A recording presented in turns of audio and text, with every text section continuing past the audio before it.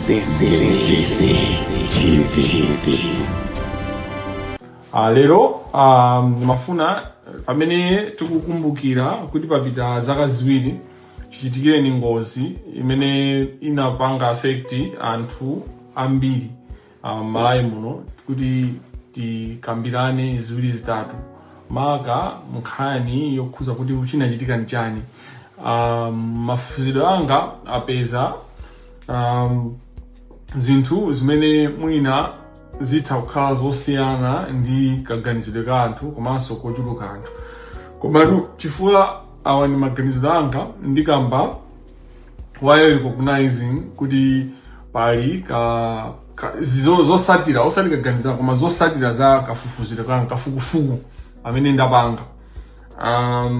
Kafukufuku ameneyi ndi osangalatsa kuti ine ndithakwanisa kupeza malizatsi a zinthu zimene zizi kufufuza from without using resources as it were, and in a short period of time, especially considering the fact that anthu ena anapanga kale ma investigation osiyana pachitika ma investigation ndithu kangapo. So I have benefited from those, but at the same time I have ndafika malo ena amene anthu sanaziyankhulepo ndipo anthu sanaziganizepo mwina, koma mwina anthu amangoziganiza mwachimtima, komano anthu anakhala zoti ali serious pano pasikwe zitili pa level imene tili, komanso anthu ena sanakafika pamene tili. Ndimafuna ndiyambe ndikungonena zimene ripoti ya ma-Germans, anthu aja amene anapanga ndege zimene izizi kafukufuku awo amene ananena, osati zimene ananena sachi koma kuti anapanga recommend chani. Andi ndikafotokoza zimene anapanga recommend, ndikamaza fotokoza ndi zimene ndapeza komanso ndi conclusion, my conclusion to what happened. Kodi chilima ndi anthu ena aja achina Shaniu, achina Flora, achina Major, ndi osiyana anaphedwa ndi chakwera? Kodi anaphedwa ndi chimwendo banda? Kodi anaphedwa ndi anthu a MCP? Kodi anthu 9 amene wawo kuphatikizapo chilima anaphedwa ndi anthu a DPP?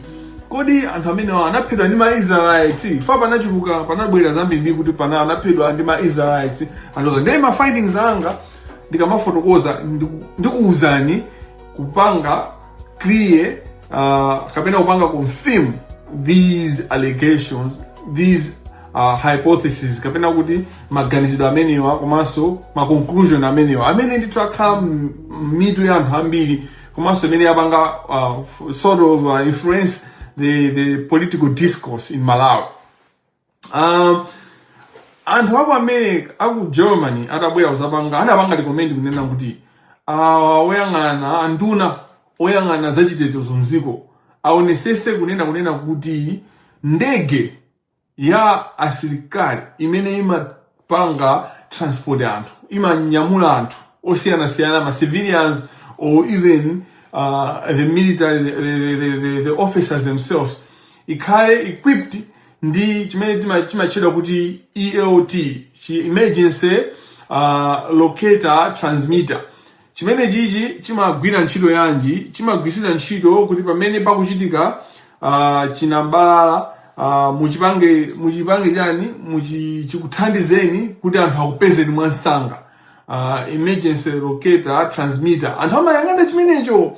Ndichifukwa chake mukaona ngozi za ndege zimene zimachitika kuti mwina ndege zagwera madzi, anthu amalimba mtima kuyamba kuifufuza ndegeja chifukwa kuti pamakhala ka transmitter kamene ka locator, emergency locator transmitter. So anapanga recommend kunena kuti Minister of Defense aonesese kuti ndege za asilikali zimene zimapanga transport anthu, zimene zimanyamula anthu, zikhale ndi kachida kamene kamachedwa kuti ka ELT. Recommendation ina imene napanga gulu limene lochoka ku Germany ananena kuti Minister of Transport ndi Public of Works aonesese kunena kuti tikhale ndi up to date kapena kuti zinthu zatsopano makina atsopano othandizira kayendesedwe ka ndege mdziko muno. Zimene zizikhala zopezeka available kwa anthu amene akuyendesa ndege at all times. There should not be a time imene anthu akuyendesa ndege mdziko muno alibe zothandizira zimenezi. Amanena kuti muchizungu information, people should have information, should ensure up to date information concerning radio navigation aids in Malawi to be available to all crews at all times. Tina chimene ananena anthu amenewa ananena kunena kuti department kapena kuti amene amayang'ana za ndege aonesese kunena kuti zida zonse zimene zimapanga determine kapena zimene zimathandizira kaulusidwe ka ndege kayendesedwe ka ndege zikhale zikugwira ntchito. So my navigation aids and up to date respective information. So information ngati ya nyengo mene ikuyendera ndege chama ina kukhala ndi reference point aziauza kuti nyengo ikuyenda choncho. Zimene zimachitika nthawi zambiri pa Blantyre kuchichiri airport kuchireka airport not kuchichiri Chireka airport zimene zimachitika Ukamuzu International Airport zomati ndege now and then yapezeka kuti yakanika kutera. Those things are not normal. Those are, and especially where they Malawi siyo dandaulisa kwambiri. Si wena umati dandaulisa kwambiri. Chifukwa maiko ena amapanga deal ndi nyengo zosokonekera kuzizira kuchokunena kuti mphepo ya tingana kuti chani. Kumakhala zinthu zambirimbiri chimphepo choti kumakhala mastorm, kumakhala zinthu zovuta kwambiri koma they find ways to get through and amakhala ndi communication kuti nthawi kuna kuti zikhale amayiziwa nyengo ija per minute per every 5 minutes amaziwa kuti nyengo ikhala choncho. So even kutera ndege pa ma airport awo amazipanga manage. So izizi ndi zina zimene tikusowa ku Malawi kuno zimene tikusowa ndi zimene anapanga recommend kuti zikhalepo. Ndifunso langa ndionena kunena kuti mwina mwa jeno mosatha gaganiwa kodi zinthu zimene zinapangidwa ma recommendations amene anaperekedwa ndi anthu aku German nanga ma recommendations amene anaperekedwa ndi inquiry imene inapanga ija imene inabweresa mapokoso ambirimbiri inquiry imene ijayo. What has happened to those recommendations? Chimene chachitikapo ndi chani?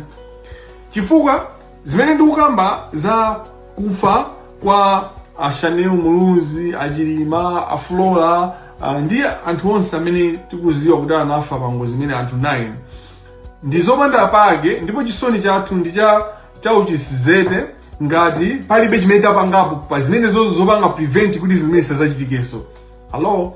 So tili ndi kankhalidwe kopanga zinthu zozerezeka kozolowera kukhala ndi lower standards or zero standards. We don't have zero standards and then we worry when ngozi zoopsa ngati zimene zachitika. Now point imene ndiyofunikira chifukwa chinazo titha kukambirana zinachitika nchakuti koma that is not important when we don't talk about the way forward, and that's why the way forward is more important to everyone. And in this conversation mkumano wa kapena kukambirana za zomwe ndapeza ineyo pa ngozi imeneyi choyambira chofunikira kukambirana nchonena kuti how do we move forward.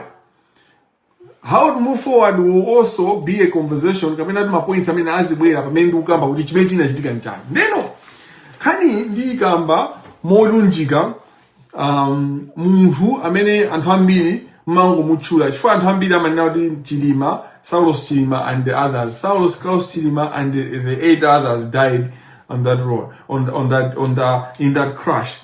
Nde mwina kuti mwina anthu saluze attention yanu ndikamba nkhani kuzera Chilima komanso ulendo unayo wa Chilima ena onse amene anakwera jankango perekeza ena ankagwira ntchito ena anangokwera nawo anangochovera nawo koma ulendo uwu unali wa Saulos Klaus Chilima ndege ije manyamula vice president wa ziko. So tiyenera kuti tikamaifotokoza nkhani mukafufuzire kwanga ndinapanga focus pa Chilima. Ndinapanga focus pa Chilima kuyambira nthawi imene Chilima anachoka ku Malawi kumapita kuchani ku South Korea. Chilima ananyamuka kumapita ku South Korea, then mbuyo muno Raf Kasambala anamwalira. Raf Kasambala anamwalira. So nkhani is separate. It's very connected. Kufa kwa Chilima kuli connected ndi imfa ya Raf Kasambala. And the connection is that it was the journey to Raf Kasambala's funeral that led to this accident whereby we ended up losing the lives of the 9 Malawians. Shani Umuruzi, Saulos Klaus Chilima, Flora, and the others, Ngwilinji, and the others, you know. Now, you see, mene Achilima amabwera kuchoka ku South Korea anayima ku South Africa. Adayima ku South Africa Achilima aja, anali ndi meeting, anapanga zawo koma anali ndi meeting ndi mene amaonesa chidwi kuzayimira u president, amene wamwina tisachule koma tizachula ngazafunikira nkhani msakufunika koma Chilima had that meeting. Now the reason why it's important is kuti mukamafufuza imfa mumayenera kufufuza mwina wiki yonse, even mwezi wonse, even chaka chonse chamayendedwa munthu. So kuima kwa Chilima ku South Africa andi kukakumana ndi awa ankhalamba tingwachula basi. Ankhalamba ndizofunikira kwambiri. For we need to know kuti ankhalamba nayankhulana chani ndi Achilima. Ankhalamba before ndi anthu ena anayankhulana ndi ndani wina asana kumana ndi Achilima.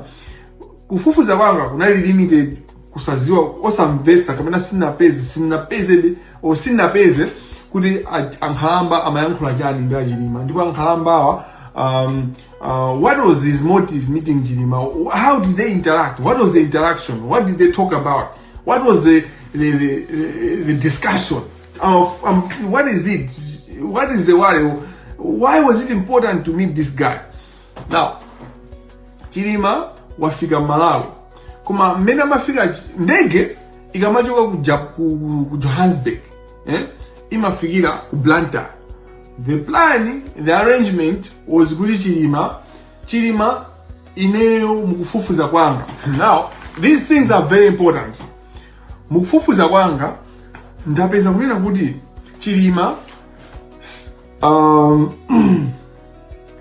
Chilima samayenera kupita kumaliro kwa Raf Kasambala kuti kupita ku Northern Region chifukwa anali atatopa and everything. Chilima anapanga plan yonena kunena kuti azonda maliro a Raf Kasambala pa airport, pa Chileka airport. So they had calculated the movement ya ndege ya Chilima kuchoka ku Johannesburg kuzafika ku Chileka, and they missed out meeting kapena kuzonda maliro a Raf Kasambala chifukwa ku Chalichi ku CI tinachedwa. So ina was at CI parish maliro a Raf Kasambala ndapita ku Blantyre, and kumene kuja chifukwa cha zovuta zina tinachedwa mpaka na ndege yochoka ku South Korea kufika ku Johannesburg, kuchoka ku Johannesburg kuzafika ku Chileka inanyamuka kuchoka ku Chileka kumapita ku Kamuzu International Airport. Achilima anaphonyana ndi nzawo Raf Kasambala, which made it kuti it was he couldn't do otherwise, but he had to go to the Northern Region. Now nthawi imeneyi panali kuti analibe plan yopita ku Northern Region because amafuna kuti azonda maliro. So these things are very important because I'm trying to why did I have to follow Chilima's movement? Because I needed to establish kuti ndege imene amayenera Chilima. At what point was a decision made kuti Chilima akwera ndege iyi? Because I was looking at the different scenarios. So two different scenarios I mean in my anga. So I had my target. So in manga investigation ni mabanga investigation ni with target kuti nine my hypothesis. And my hypothesis anga ndakamba first kuyamba kamba nkhani kuma sinakambi uza ma findings. Ndipo my findings are raw kwa ineyo. I don't think the main findings would be disputed by any investigation. But if they will be, so be it. it would be interesting to find kuti anthu ena akapeza zosiyana ndi zimene tapeza apapa ndi zimene takuuzeni kuti ichi ndi ichi izi ndi chonchi ndipo apa si chonchi mene anthu amanenera. Ati kodi nkhalamba ndi ndani? Let us know please. Nkhalamba mwena kumuziwa ifoti akuzemberera ku president wakuchani waku MCP ndi munthu onena kuti akuzemberera kumene kukwandira anyamata ake kumathamanga patawo ndi nkhalamba. So some people also would tell you kuti nkhalamba ndi Saulos anakumana ku school ku Chancellor College or thereabouts kumene anakhala ma friends and all that. Anthu akuchango anyway amati akakhala kuti you know they have reached to certain positions and heights. Aliyesa amene kuti munthu amene anali nzanga though maybe anayonkhaudi anaphunzira ku school imodzi or anangokumana or amangopemphera mpingo umodzi, you know, everyone will say anali nzanga amene, you know, sanga, you know, that's life imayenda choncho.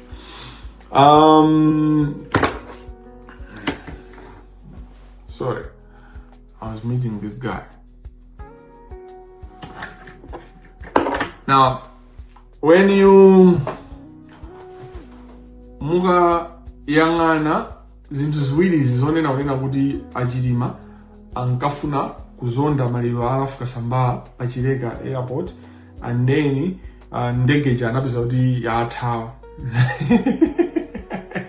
Anapeza ndege yathawa. I mean ndege yanyamuka maliro ajasana bwere ifati ku church kuna jedwa kusiya itina jedwa kujuka maziwa zochitika maliro ngalaji na alafu kunali zochitika zambiri. Now at this juncture my investigation zimene zimachitika ku office ya vice president anthu amene amapanga organize my president, they without going into the nitty-gritties chiganizo chonena kunena kuti Saulos Klaus Chilima anyamuka pandege chinachitika usiku kwambiri. It was in the night. Usiku kuti bawa lake Rafa akayikidwa bali ya Rafu akayikidwa mawa. So ababa Rafu wapita kale alikale ku north. So we need to start now kuti Rafu ananyamuka bwanji. How did bosi la Rafu thupi la Rafu linanyamulidwa bwanji ku Blantyre kukafika kwao kumudzi kuti akagone mfumu yathu mene timayankhulira pamaliro ku Malawi. Now why is it important for me to discuss this aspect? At what point was a decision kuti Chilima ayenda pa ndege made? It's important because my hypothesis in that way ineyo yambira ndiyonena kuti inali ngozi, and that's the strongest. 75% when I was starting to do this investigation was kuti chinachitika chinali ngozi. 25% was kuti anthu aja anachita kuwapha.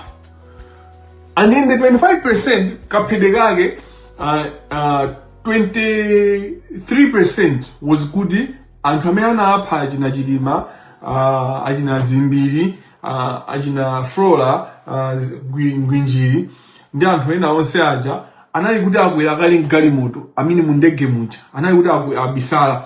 But I wasn't sure kuti anabisala mu ndege mu kunzuzu ndege itakafika kwa msiyakaye Rafu itamusiya Rafu kunzuzu kena kono for security ya ndege itatera kumene ujawu. It's not said sima mveka bwino kuti ankayang'anira ndege ndi ndani kunzuzu.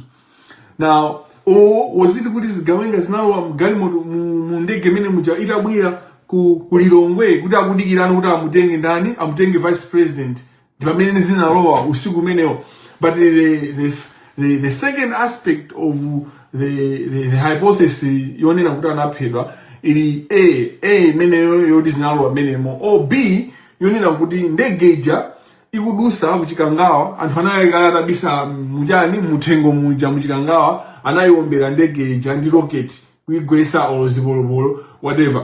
So that is another one, and that one was just 2% of the 25%. So 23% was good inali ambush imene inachitika anthu achatalowa kale anali momo anthu achanapeza momo kuti ndege ija imene manyamuka anayambira kwa akhia and all that. So that was hypothesis number 2, and the A, and then the hypothesis 2 B was good anachita kuyombera ndege. The rocket hypothesis side of the murder allegation or suspicion was more unlikely. The only thing that made it so substantive, maybe ndi pamene asilikali aja anaidula ndege ija, because then if you're cutting the plane in two pieces, you are then preventing from investigators kapena ife amene tikufuna kuti tinvese zinthu kapena tikufuna kuti tibwerese ndege ija pamodzi tiziwe kuti ndege ndi bobe pake izayipati yomwe ipanga misi. So that issue imene jayo yodula ndege ngati kuti ni nkhuku, ndege ija anaidula ngati mapati a nkhuku kuti akuti ayinyamule mosavuta, which was zosamveka bwino. So that's the 25%, and ndi chifukwa chake mayendedwe president, vice president were very important, and the decision to go by plane at that point is very important. And the fact kuti chiganizo chonena kuti anyamuka pandege chinachitika usiku, it makes the hypothesis kuti anthu aja anaphedwa unlikely.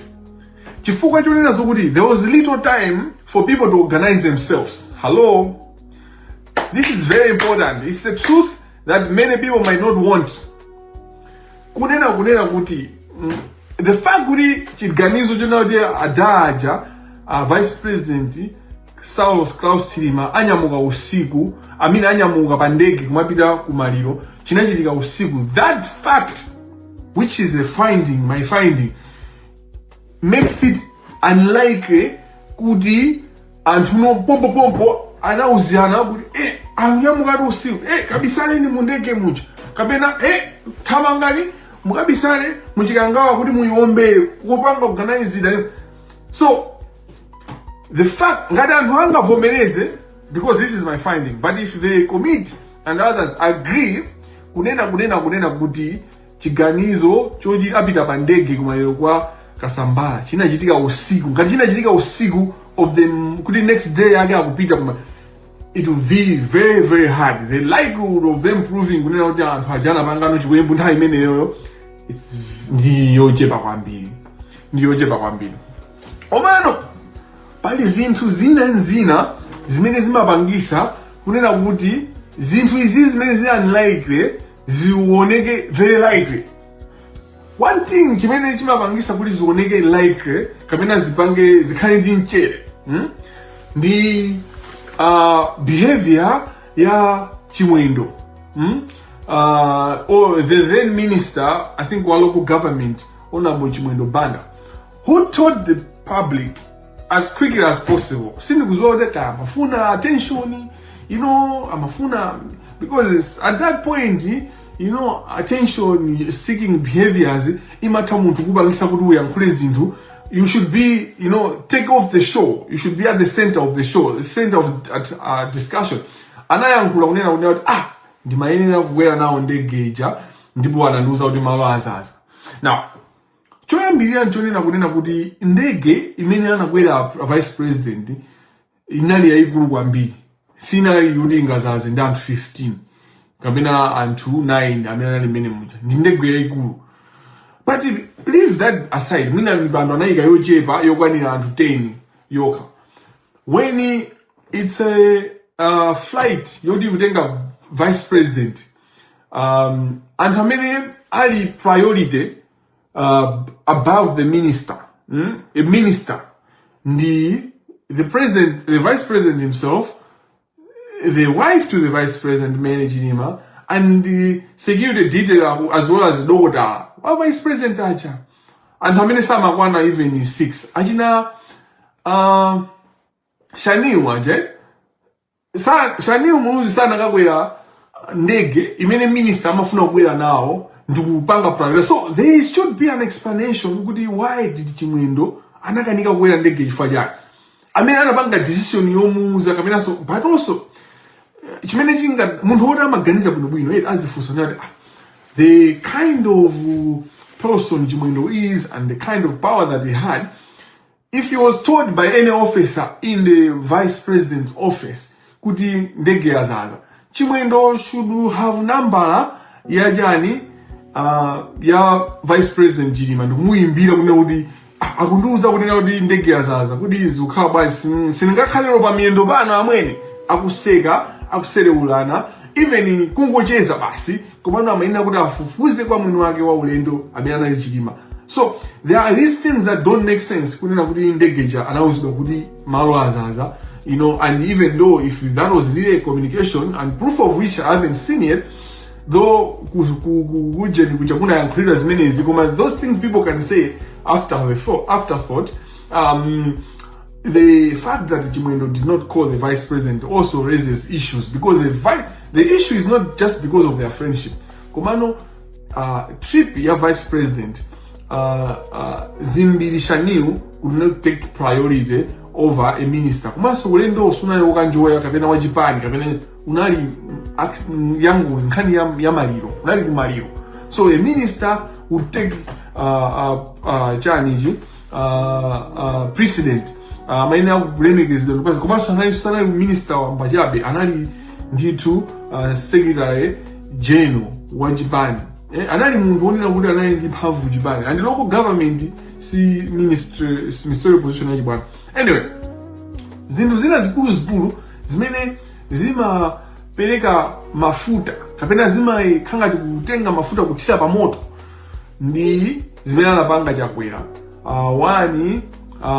Zimene amayankhula zosamveka ndege imene inafikira kuti ndege inafika apa kungoyambira kuti ndege inagwali nthawi zanji kapena ndege inasowa cham'matenga anthu anaziwa ndege yasowa cham'matenga. Mena amayankhula ananena kunena kuti anawuza asilikali kuti azapanga update every 4 hours. Ndege ya vice president wako yago, why would you tell them to update you every 4 hours? How did you know that it was going to take longer to find the plane? You know, how did you know? So sina uzidwe chilungamo nda Chakwera. So the fact kuti Chakwera chisana kambi chilungamo, it raises the allegation kapena kuti zimapereka mphamvu tanzi ku suspicion yonena kuti anthu aja anachita kupangidwa chipongwe. China chimene anayankhula Chakwera chimene sichimamveka, their body language. I say all these things.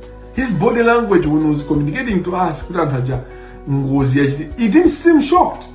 It wasn't shocking to him because he was aware, he had known for a longer period of time. So kunama kumene kubodza limene limapangisa kunena kuti lizipereka mafuta Ulaya imene imanenepesa hypothesis kamene kaganizidwe kamene kaka suspicion yonena kuti anthu aja anachita kuphedwa ichi chinali chiwembo.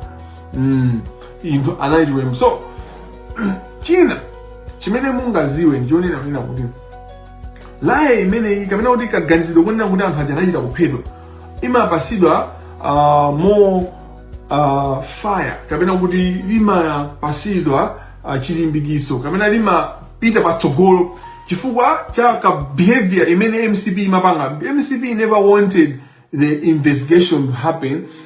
Everyone that wanted the investigation to happen amatengedwa ngati ndi ndani wa boma, ndipo amatengedwa ngati afuna kugwesa boma. So the behavior not only was suspicious, you know, was suspicious, ndipo imapasa chikayiko and everything that Ajina Chakwera anayankhula.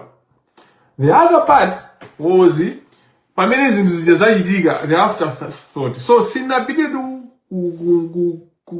kweni kufotokoza ma findings zangu koma ndikuwuzani za part imene imapasa kuti ka 25% kaja ka hypothesis imene imapanga investigation kamene nali nako kuti chinthuchi chitaukhala kuti anthu anachita kuchipangisa ndi ngozi yopangira mwada. Inali yonena kunena kuti the history that Malemu Saulos Klaus Chilima had with the military was very, very worrisome. Izi zinali zodandaulisa chifukwa jani Achilima anali kuti amayankha milandu ya katangale yokhuza Zune Sata amene katangale wake amapanga ndi asilikali makamaka ma general, you know, ma army generals anthu akuluakulu, and katangale ameneyi amakhuza all these people amene amakhala kuti mu council, the Malawi Defense Force Council ndimene imapanga ndithu ma budget ose, ndipo ndimene imapanga ku decide kuti person uyu contract. So you see, zimene zinachitika pamene pajapo kuti munthu uja wafa pa ndege ya asilikali atauza after atamuchosera milandu ananena kuti zeni zakamba kusogolo. So he threatened the military and then wamwalira pa galimoto pa plane pa ndege ya asilikali. So it raises zinapereka kaganizidwe kamene kakuonera kuti munthu anachita kumupha amene. Komanso chifukwa choti achina chimwendo aja sanakwere nawo achina munalibe mwina yense wa MCP kapena anthu akulu a MCP ngakhale wang'ono even supporter wa MCP sanapezeke nawo pangozi.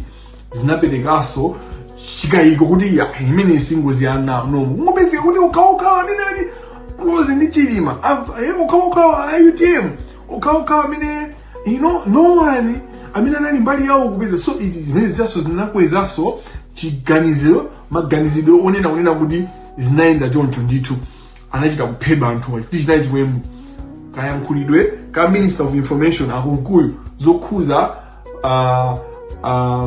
ichi chimene chimakhala kuti black box chimasunga information kayankhulidwe kawo kanalinso kumene kanapangisa it fueled the suspicion kuti anthu akuda kuti abisa black box sinangana ndi black box tileze kumano ndire. You shouldn't worry about black box with munthu onena kuti ngakhale anthu wamba ngakhale ku military ngakhale ma pilot plane atakukhala kuziwa kuti black box ili pano. It takes engineers and the engineers that deals with planes that would know where they black. So the idea is kunena kuti panali zambiri ziyango zimene zinapangisa kunena kuti zipase suspicion yayikulu kapena kuti zinenepese maganizidwe onena kuti anthu chinayi chiwembu ndipo anachita kuwapanga dala. Anachita chobaya mbale wanga anachita chobaya mbale wanga. Kanyimbo kamene kachako kamamveka panopa umangoganiza za Chilima, umangoganiza za Shaniu Muluzi, umangoganiza za Flora Ngwinjiri, umaganiza za Major, umaganiza za uyu wa security detail wa Chilima, umaganiza za anthu amene anafa ku Chikangawa. And it will be like that for a while. Ma findings ngati amene ndikamba lero athandizira kunena kuti anthu tinene kuti wait a minute kodi anthu fe chifukwa chani sitikufika kunena kuti china chitika nchakuti. Why do we like to put things in suspicion? It serves the interest of some people. It's not even for the interest of Chilima. It's not even for the interest of the family. If the family is part of this, it might be they are just being used. Koma kusafika kunena kuti akulu, let's clear out these things. Zinachitika ndi izizi or the man likelihood ndi chakuti. Zimene zozo it might not save other people. Now the fact kuti zinthu zija zidachitika ma findings atabangidwa mmene inaendera inquiry zimene chilichonse chimangoperesa chilimbikiso kapena kuti kumangonenepesa la imeneyi kapena kuti maganizidwe amene wawa onena kuti anthu aja anachita kuphedwa. Part example mmene anthu achamapanga mikumano yawo yoyasa makendulo ma meetings yawo yoyasa makendulo which were largely political. But why should you care? If that's how people want to mourn or they want to remember their leader, why should you care? So zinthu izize zimapezeka kuti anthu amakwiya ndi kumkumbukira munthu amene anafa pangozi imene inali tragic, ikumbukira azibale amene anafa pangozi imene inali tragic yotitumusa komanso it was tragic and Chilima anali so hope ya anthu ambiri anali ndi chikhulupiriro mwa Chilima and despite even atakhala kuti sanali ndi hope koma he was a man full of potential and a man with a family with 2 kids and a wife and anali uncle wa anthu Chilima anali mfumu kwawo akamanena kuti bayeni ndifanira anali mfumu amatengedwa ngati mfumu kumudzi kwake. He was in the Catholic Church anali mkhristu odalirika anali olimbikira komanso opezeka otumikira mpingo. So zimene zija ndizimfake mmapeza kuti a bishop nawonso akukambapo pankhani imene kayankhulidwenso ka bishop malalikidwe even zimapereka moto ku thinking yonena kuti kapena kaganizidwe kunena kuti anthu aja anachita kuphedwa. Ndimakufotokozerani zonena kunena kuti kodi achilima kunyamuka decision yoti anyamuka pa ndege kumapita kumaliro alafu inachitika nthawi zanji, ndipo ndinanena kuti ndi usiku, ndipo usiku umene uchifanira usiku zonse zija ngakhale kakhalidwe kapena kachitidwe kapena kumbwambwana kapena mabodza amene chabwera anatiuza ngakhale anali mabodza, koma nkhani yonena kuti ndege inyamuka nthawi zanji inazizirisa kapena inagwesa pansi, inapanga challenge kaganizo kuna kuti anthu aja anachita kuapa chifukwa panalibe nthawi yoti anthu apange fix maplan abwinobwino onena kuti anthu tiamalize kapena chilima timalize koma inawo akhala chani, akhala collateral damage. Izizi decision yonena kuti ndege inyamuka ndiyofunikira, ndipo anthu we have to pay attention and put our eyes on kuti when was the decision made kuti anthu anyamuka pa ndege ndi nthawi zanji. So did they have time to plan to kupanga chiplan chosechi? Did they, so now I think ndaiona point imodzi zinthu zina zimene zinachitika zimene zinali zodabwisa zimene zimapangisaso zapitiriza kupereka ka suspicion kunena kunena kuti anthu ajatu anachita kupangidwa chipongwe. Nchonena kunena kuti anthu amene anafika oyambirira pa malo paja ndapeza information yonena kunena kuti asilikali amene anayamba kufika pa malo pamene paja anakumana ndi anthu awiriwo ndi amene anawuza kunena kuti ndege ili uku koma panali anzanu pamalo pamene popo ndege yagwira uku koma panali anzanu. Anthu aja atapita kumene kuja anakaona pamene paja, ndipo anthu amene ajawo atabwerera ku barracks later on akupanga investigate anapeza kuti palibepo any other military people that appeared. They realized kuti it was they were the first people kukafika pamalo paneyo. So funso limene anali nawo iwo aja ndionena kuti amene anzathu amene anayamba kufika pamalo pa ndiwati zimene mpaka na pano sizimafotokozedwa. So that as well chinapanga fuel the suspicion yonena kunena kuti anthu watu anapangidwa chipongwe. Why is this? Who were the first people to appear? Because asilikali aja anayamba kuzifunsa kuti ifeyo sitinali woyamba. Komanso pamalo paja panaso wa 5 million mene chilima amapita kumaliro boma linapereka 5 million ngati chipepeso kwa banja. Chilima uja ndege ija pamene imagwesedwa koma nditha kumanena kuti imagwaso pano ndege ija mene imagwa anayenda ndi 5 million and 5 million simapezeka mpaka napano inasowa. So that also fuels the thinking kapena kaganizidwe kuna kuti anthu anapangidwa chipongwe. Anthu amene anapanga chipongwe anaberanso ka 5 million kapena amene akapepesa kaja. Nkhani ina inaona mafoni sanayendesedwe bwino including phone ya Klaus Chilima. From my investigation I have found kunena kuti phone ya Chilima inasowa inachita kubwezedwa kuzaperekedwa later.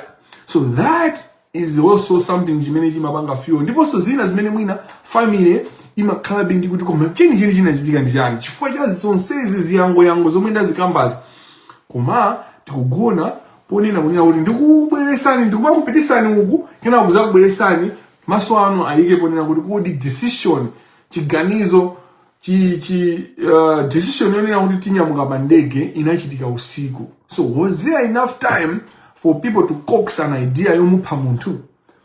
That where we should be. Let me now come to my findings, facts. I mean, andathandize kupanga prove my findings in this investigation. Kodi Shaniu Muluzi, kodi Achilima, kodi Flora Ngwilinji anaphedwa anthu anzawo ena amene ali mundege imene anachita kuphedwa kapena inali ngozi. Ndinazakamba za maliro akasambala kuti kuyambira plan imene anapanga let me just pa TikTok apa kuoneka kuti pakuchitika zake. Let me just fix it.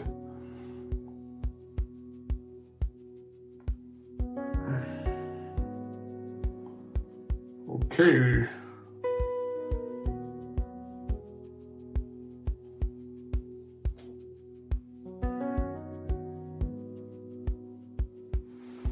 Yeah, that's it.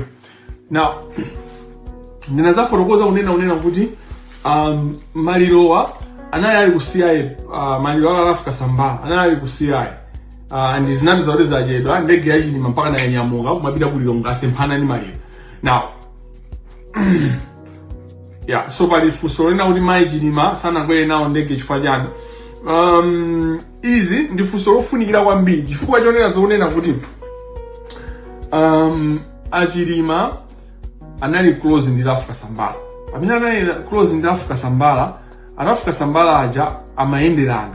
Achilima amapita kwa Rafu, koma makamaka chifukwa Rafu Chilima ndamene anakhala vice president for a long time. Nda anali munthu wankulu in society than Rafu Kasambala. Ngakhale Rafu anali dolo in society. Anali ka fixer.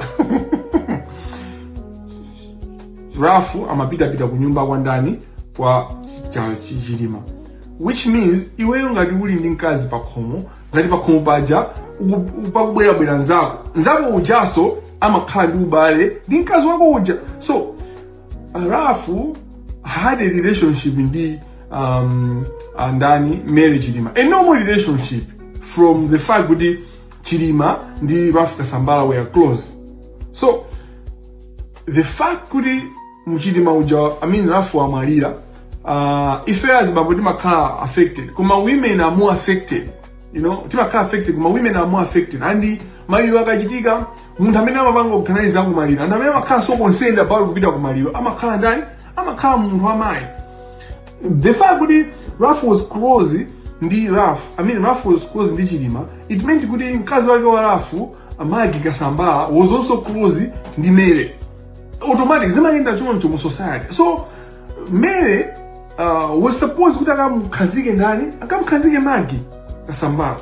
Now the question why Mary did not fly together with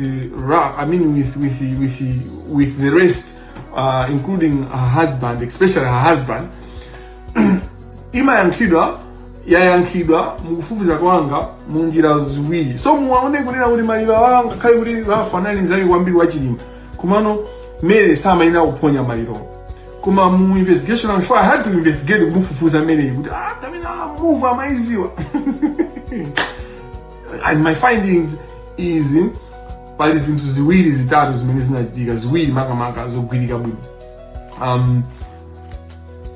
Madala SKC ku South Africa anachita kusaweruzika, kusonyeza kunena kuti samamvana ndi akazi awo mene amabwera kuti wa ku Johannesburg. So anali kuti akuitsana za base just zitayima kaya kunena kuti iwe Chilima au iwe Saulos amaitana nakuti chani kwani Saulos.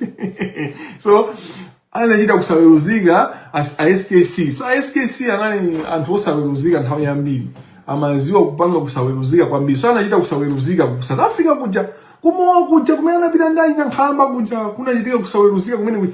So sanali mu good relationship, so it affected the drive ya Mary yopita kumaliro.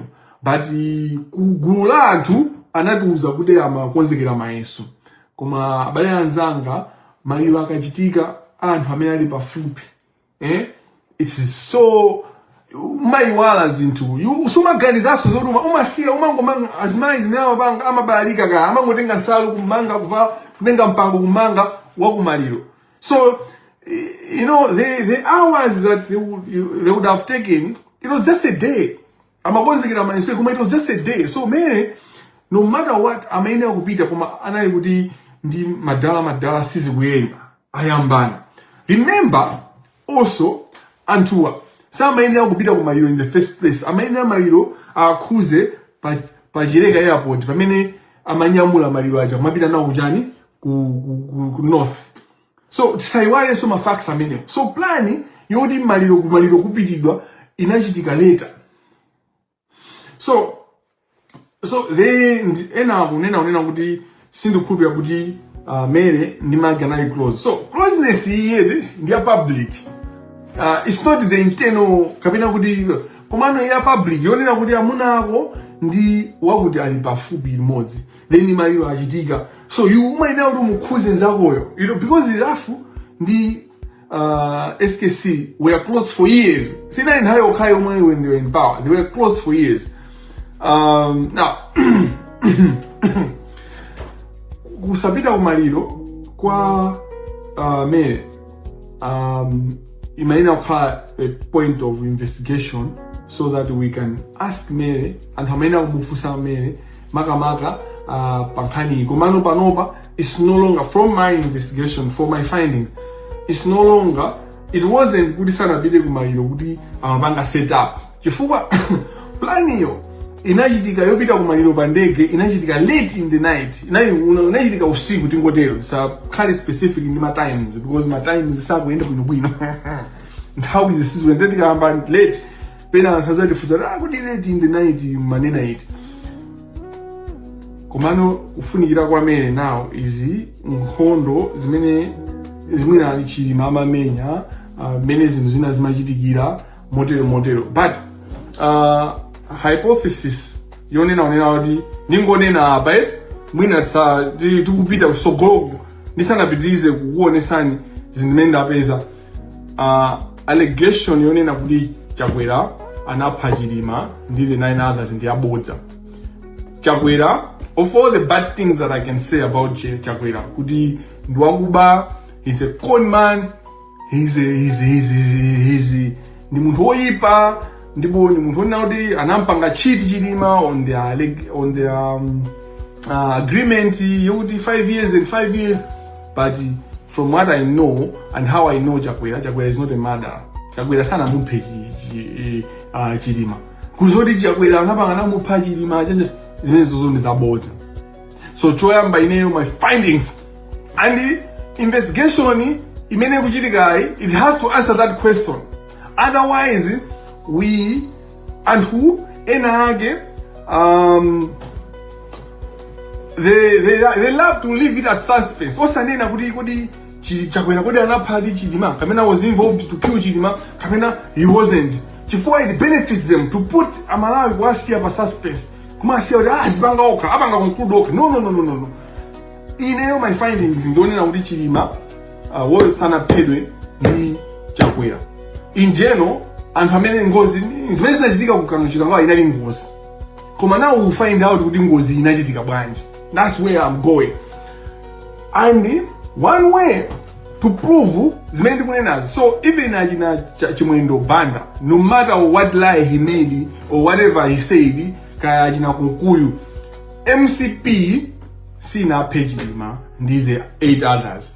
DPP sinaphe Chilima and the 9 others. Koma ka suspicion, ka suspense, ka lack of clarity on whether Chilima anaphedwa kapena sanaphedwe kuti inali ngozi kapena ayi, it has benefited some people politically and it affected Chakwera political career and it continues to haunt MCP. Koma ine kufufuza kwanga ndikunena kunena kuti Chilima and the 8 others sanaphedwe. Now let me continue, but and we love ignorance yozi konda komanso timakonda osa kukhala basi pamambo osabwera direct hitting the nail on the head. We don't like that, and that's what we love, and we love to benefit from something we shouldn't benefit. So the death ya Chilima inapindulira anthu politically, and they love the suspense, they love the suspicion. Ama isiya bedziko kuti lizikayikira kuti achina Chilima anachita kukaphedwa, anachita kumeidwa ndi hama mayankhulidwe achina Kaliati, mayankhulidwe achina Fredokis, mayankhulidwe achina Njawala, Felix Njawala anapitiriza kunenepesa bodza looneka kunena kuti anthu aja anachita kuphedwa. Ineyo my findings, I am sure, I am convinced, rather I should say I'm convinced, Saulos Klaus Chilima and the 8 others died a horrible death. No one should die like that, but that death was an accident. Now, was the accident avoidable? 100%. Because even in Jayo, we could have avoided that accident. That's where I'm going now. Ndege mene Jayo, kuti tiziwe kuti chinachitika nchani, kapena tikhale mani, ndinayamba kuyiyang'ana kuti ndege ija inaenda maulendo anji. Before, so animayamba kufufuza kuti anakwera ndege mene Jayo omaliza anali achinachilima. Ndi the 8 others. Koma asanakwera achinachilima, anakwera ndi ndani? Ndeno ndimene inanyamula ndani kuti maliro a Africa Sambala. What it means is family ya Africa Sambala ndi mwina waperekeza family ya Africa Sambala anali anthu omalizira kukwera ndege manager. In any inquiry that you have seen, have you heard anything from this family? Family ya Africa yakuuzani kuna kuti ndege ija akakwera iwaja, what did they experience? So it's very, very important to engage these people. To engage these people. Kunena kuti kodi ndege ija mene munakwera ndipo anaenda ulendo wautali kuposa ulendo umene anakwera achinachitima. Fanya chitima amachoka ku Lilongwe kumapita ku Mzuzu. Pamene banja la Kasambala ndiwo amene amakhuza kapena owatonthoza, and my understanding is that there was also a judge in that plane. Who would be actually a better person, an independent person, to give evidence kuti ndege imene Jayo anayiona bwanji performance yake, because we might not always base on the expert evidence, because expert evidence was affected by these factors. Munalibemo distress signals transmitter in that plane. There was no emergency locator transmitter imene machina kuti EUTL imene amanena unena kuti simagwira ntchito chifukwa chonena zonena zokuti battery linatha mphamvu, ndipo battery linapanga expire 2004. Ena ambiri mwene musanabadwe battery la ndege imene ija mu ELT chi emergency locator transmitter chinachita panga expire. Sitingadalire ma expert kutuuza cheni chimene chinachitika ifoti they do not have the cockpit voice recorder. There was no cockpit voice recorder, which equips the plane with capacity to record the communication within the aircraft. Kuti chimene chimachitika nchani, zomwe amayankhula nchani, zimene amalatira nanti, chimene amakuwa kuti emergency, what was the emergency. So chifukwa chopanda zimene zizi, komanso munalibe amati what do they call this? They call it flight data recorder, the FDR. Chimene chimapanga record, chimatenga mene ndege imayendesedwera. Izi zinapangisa kunena kuti kafukufuku kumene amapanga BFU madola ku Germany ukhale ovuta kuziwa cheni chimene chinachitika, ma circumstances a crash.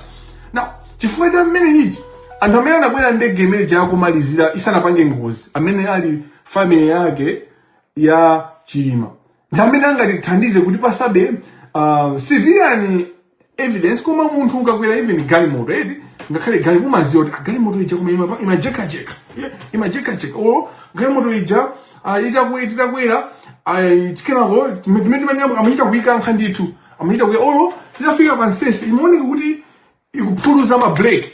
So we need to hear these people amene anakwera ndege ija kumalizira. Koma other than the family ya Kasambala imene inagwisa ntchito imene afana anapanga haya galimoto ija, anapanga haya ndege imene ija kuti inyamule maliro amene aja ndiwa. Koma before that ndege imene ija kulima panga perform bwanji, ndi mukafukufuku wanga yapezeka kuti ndege ijatu inali ndi vuto ndithu yoti minita yonse imadziwa chifukwa prior to the accident, months before the accident, ndege ija inapita kusalima kuma activity amene amapanga anthu asilikali mmaziwa amapanga zawo zija. So anayibweza ndege ija kuti imakanika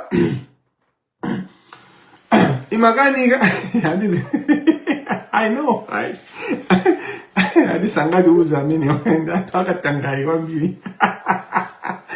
Ndege ija imakanika ndithu kuuluka mmene maina kuulukira, anachita kuibwezesa kuchani ku military.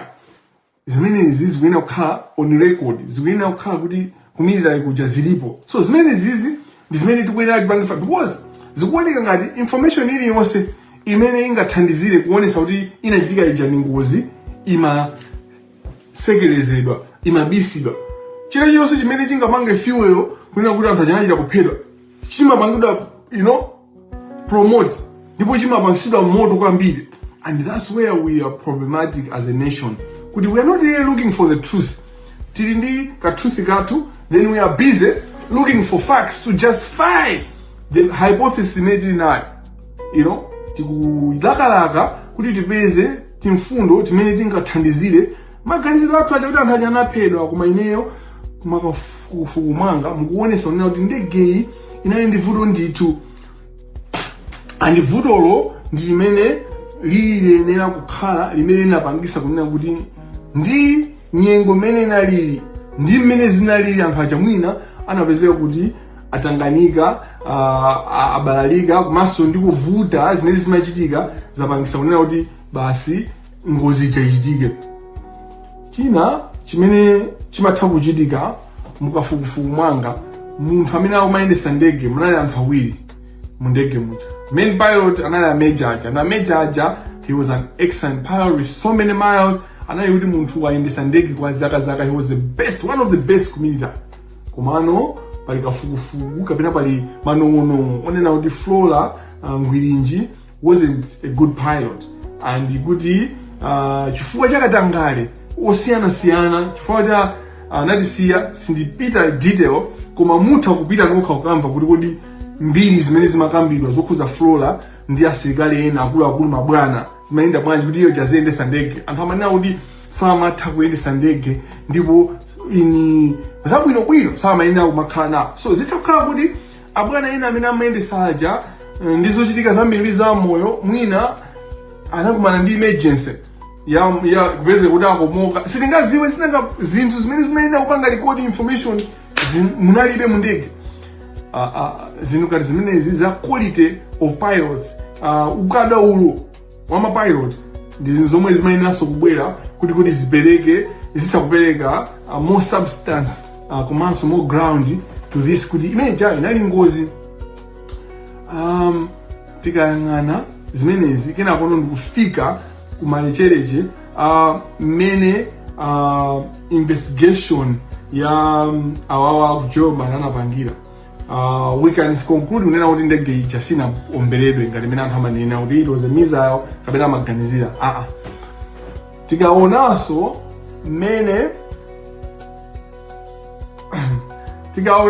mmene Simon Peter mukuoneka kuti muli pachidwi ifa mwayamba kupanga upozi kwambiri. Bwanji nimalize kaya kenawo ndikamaliza kena kubunda ufulu kupereka maganizo anu. Komano musakhale busy, don't be per pressure. Calm down.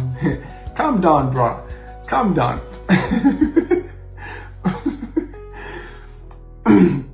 Mukaona zimenezi ndikulingalira za report yomwe anthu aku German aja anapereka zilikliye kunena kuti sanaomberedwe anthu aja, ndege ija sinaomberedwe. Anakaomberedwa anthu aku German aja nakapeza zina ziwiri zitatu zomwe zinakapanga prove this.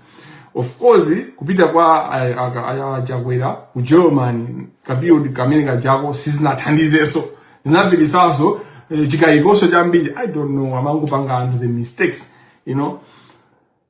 komano nkhani yonena kunena kuti mwina anthu aja anawera mu ndege muja ndikubisa either ku Mzuzu or ku Lilongwe airport.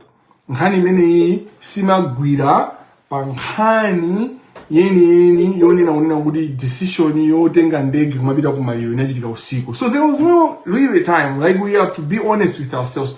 Panalibe nthawi yokwanira kuti anthu apange plan usiku omwewo anthu akabisale mu ndege, and kubisa mu ndege simungapange masana.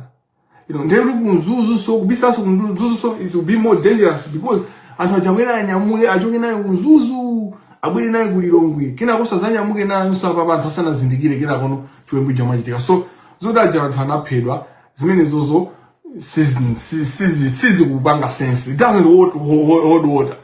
Apart from the fact that anthu aja nayo kudana, anthu aja samagwirizana. Mujipani UTM ndi MCP ngakhale Chilima ndi plan yake imene Chilima ma plans yake na mabanga eka anthu ena amangomusatira koma Chilima uja plan amaziwa ndiyeyo, and anthu ambiri amakhala kuti angosalira kuti Chilimayo koma iye uja amaziwa plan ndipo anthu a MCP akuluakulu Chilima uja amamvana nawo aina chakwera cha amamvana nawo kumbali amaonesa anga imeneja mwinaso asanapite pa TV ukanena kuti mundipanga njanja ngati mukufuna tiye tikavoteni mwinaso nthawi meja atamuza kale chakwera kuti andipanga zawo zakuti koma izi ndikupangira anzanga aite mwaziona ndachakwera cha nteloni motero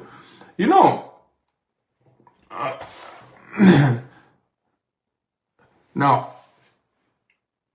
nkhani ndionena kuti Chilima anamwalira limodzi ndi azimbiri ndi Flora Ngwenjiri ndi ena onse mioyo ya anthu ofunikira mziko muno koma zimene zinachitika chifukwa cha ngozi koma ngozi imeneyi would have been avoided and vuto limene ndili nawo lalikulu ineyo ndionena kunena kuti zimene zinachitika chifukwa cha negligence that reaches to a criminal level. So majeno aku military amene amayang'ana za aviation officer amene amapanga release ndege imeneyi ma engineers amene amapanga fix ndege imeneyi they're supposed to be charged with criminal negligence for the death ya Chilima ndi the 8 others. Not kuti anthu ajanachita kupanga upando kuti aphe koma chifukwa cholephera kugwira ntchito yawo moyenera anthu amene aja akwena ayankhe milandu.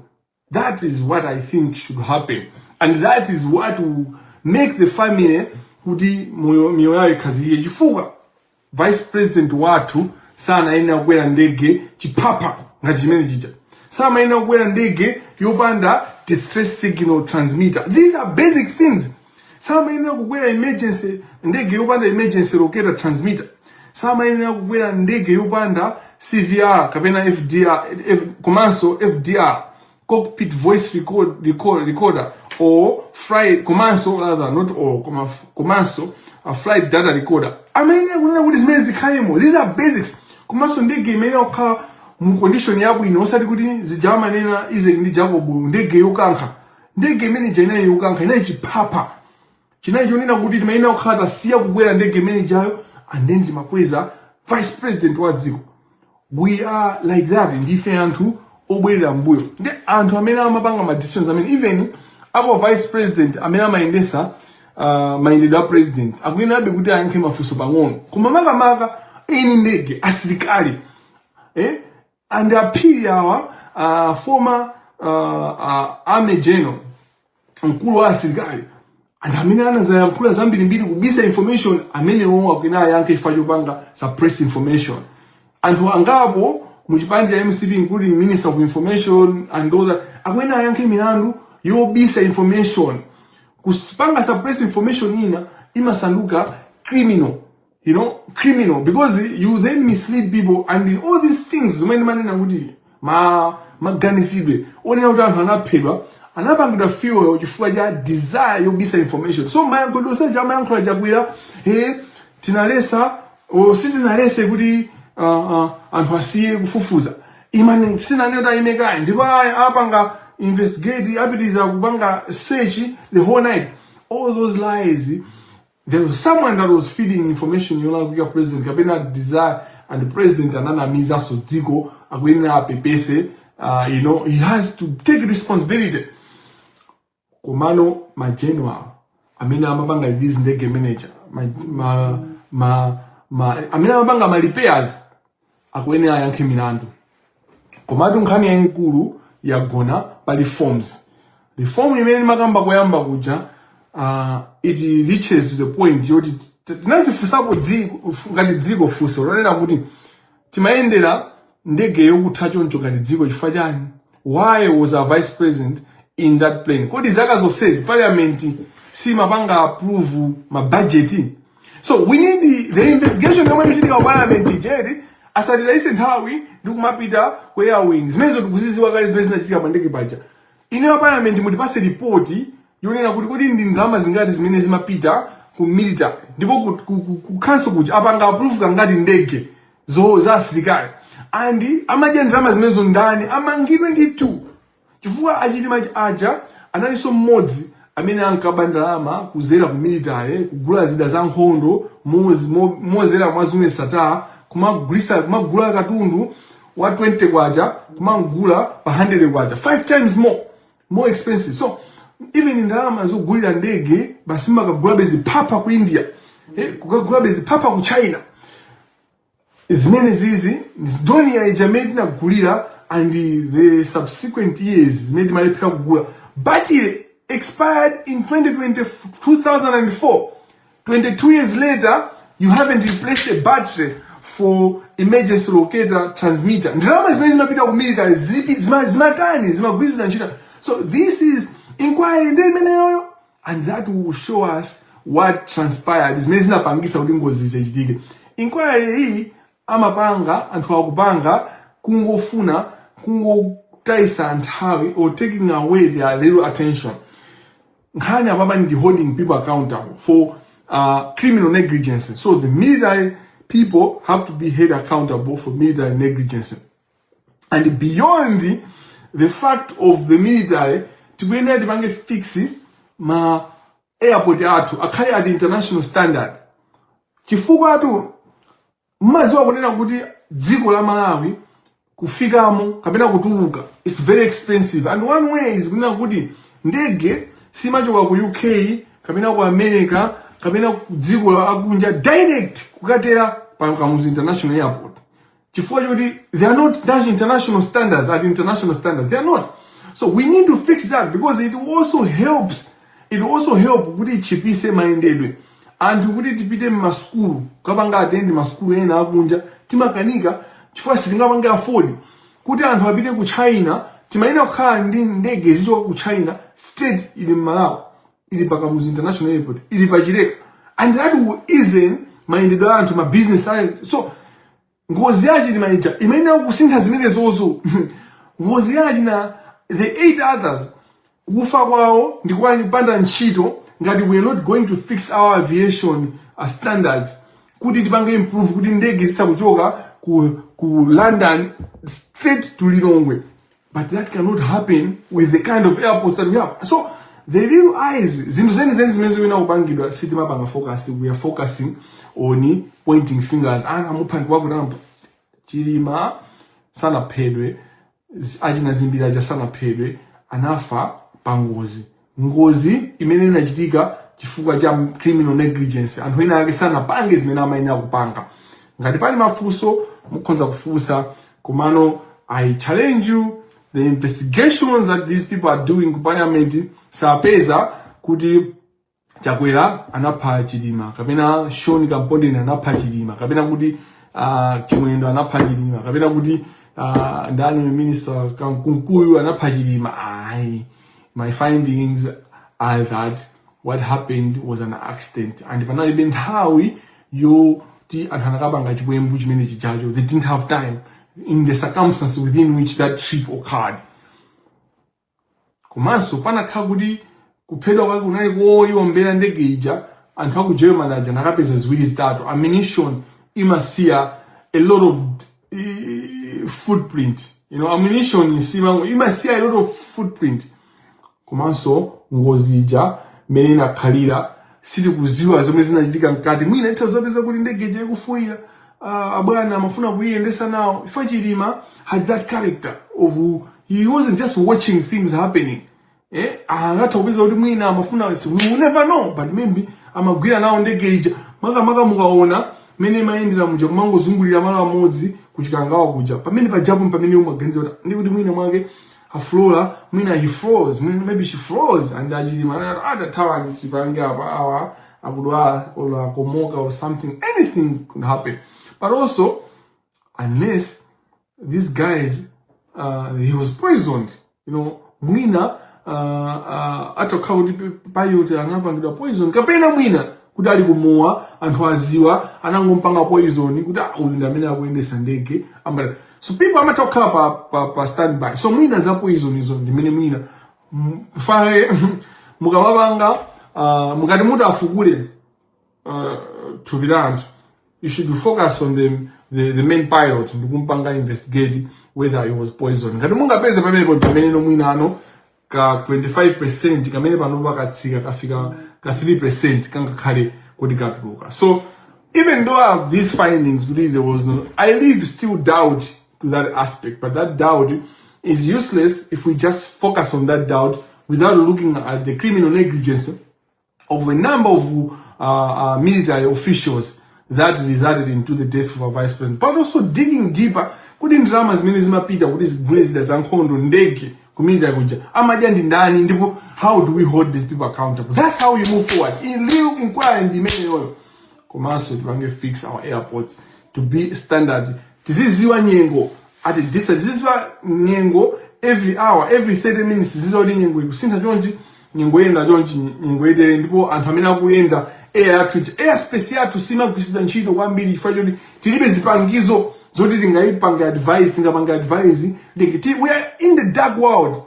Timakhala mu dark world, and it's both the airline, is both in terms of aviation space. Aviation space yathu ili ngati dark world. Ili ngati mene tilibe magesi and all that.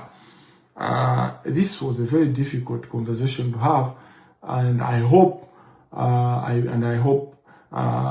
I contribute to the findings and the settlement of this issue, and also try in my conviction to clear out and hamene amapakidwa nkhani imene sana bange chakwera sana muphechilima anthu amisipi sana phechilima kapena ajina zimbiri zimenezi nzauchitsiru and zimapitizika kapena zimapeza ground kudziko lanthu ombwambwana amene amakhulupirira kumene kuti ma research asowa then aphe munthu wina kapena zinazo. Now tieni tipitirize kupemphera families amene analuza anthu amene lero. Koma going forward, we should also think of a lot of people that are dying on the roads because the roads are poor, you know.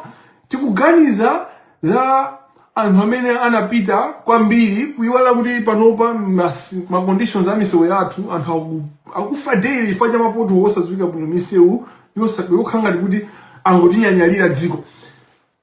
Tima khala focus ndi zinthu zimene zili za mbwambwana zeni zimene zingasinthe miyoyo yathu sitimafuna. You know, that is the main takeaway from this, and of course clearing people amene amanenedwa ngati amagwidwa ufiti. You know, ndife typical villagers ngakhala amene ali maofisi chanja. We are typical villagers who pakakhala kuti pachitika maliro timafuna tipeze kuti yayi wamudya mwana indi wakuti awa gogo awa amudya uyuyu inu ngozi. It was an accident that would have been avoided. Ndipo anthu aku military ndamene kuyankha milandu criminal negligence komanso tinali ndi ndalama zimene tapanga spend for a long time within the military zimene zimayenera kugulidwa ndege ija. Ndipo let me conclude by saying it doesn't help a country that is being run by rumors and the people that are guided by rumors. We are a people that is guided by rumors. And the politicians love it because it makes it easy. It makes it easy for them to run to run us. Kudisewelese adipete tipemphere mzina atatendera mwana ndira mzimu woyera. Amen. Anada chifundo tupemphani kuti mutithandize kuti tikhale anthu amene timafuna chilungamo osati kufufuza zinthu chifukwa tizikukomera ife kapena kuyang'ana nkhani yonena kunena kuti tiyipisena. Thandizeni kuti mukhuze mabanja anthu amene analuza abale awo pa ngozi ya ndege ya ku Chikangawa. Komanso mukhuze iwo onse amene ngozi imene inakhuza munjira zosiyanasiyana akumpingo akuchipani komanso amayiko osiyanasiyana maka abale athu aku Zambia amene amasatira zenizeni zambiri zimene zimachitika m'Malawi muno. Tithandizeni kuti ife anyake tikhale ndi cholinga chosintha dziko lathu ndi kuonesesa kunena chilungamo chiziyenda ngati madzi.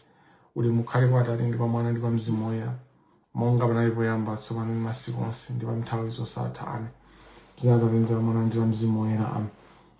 The findings, the Kamangira findings are that Chakwera did not kill Chidima MCP did not kill Chidima and the 9 others, and that chimene chinachitika cha ngozi, koma ndi ngozi yonena kuti tinakatha kuipewa.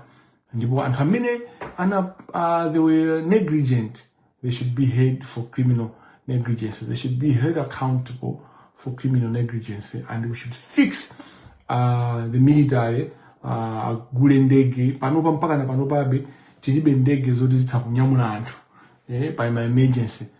Lero president atadwalika mwachangu o minister atadwalika mwachangu palibe ndege imene inganyamule mabina tena kupanga kupanga haya ku South Africa ka ku Zambia ndizomvesa chisoni. Tikuyenera so tikonze ma airport athu kuti akhale pa international standards zomwe zitapanga improve mayendedwe itsegula Malawi za tourism zija. You still first of all to fix these things